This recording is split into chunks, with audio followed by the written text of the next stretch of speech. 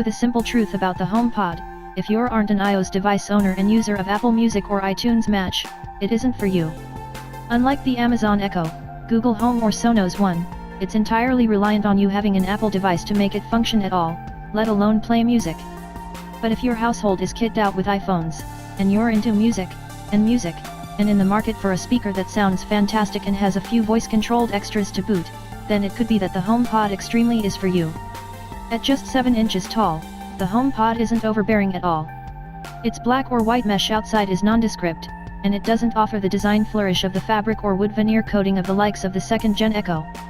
It does show that you don't really need those extras to fit in well in a home, though it's probably the smart speaker that looks least like a tech item despite its classic Apple whiteness. In fact, it has more in common with the Sonos One, but with more sensuous curves.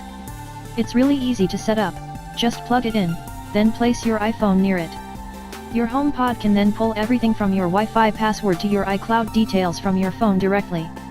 A few seconds later, Siri is suggesting that you tell it to play some music. The top of the HomePod has a hazy dot of light that swirls in multicolors to indicate Siri is active, like Hal took the weekend off for Mardi Gras. When it's playing music, plus and minus signs appear for manually changing the volume. You can tap the center to pause and play, hold to invoke Siri, and triple tap to skip a track. It's less overtly futuristic than the Echo's circling light and rotating top, but we like both approaches. That HomePod starts off by taking you into music is smart, because sound quality is absolutely its standout feature. Apple says the engineering has been years in the making, and it was worth it for this result.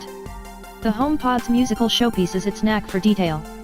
With vocals, acoustic guitar, cymbals, and similar elements that have a lot of fidelity to lose or gain depending on the quality of your speaker, it's almost untouchable compared to similar gear. This may well be down to Apple's vaunted room sensing tech. Sound reflections can create a kind of crosstalk when you're listening to music, muddying the finest detail in a recording. Good compensation should bring that back out, and the HomePod's room compensation is very good indeed. It's not all about those higher-end acoustic acrobatics, though.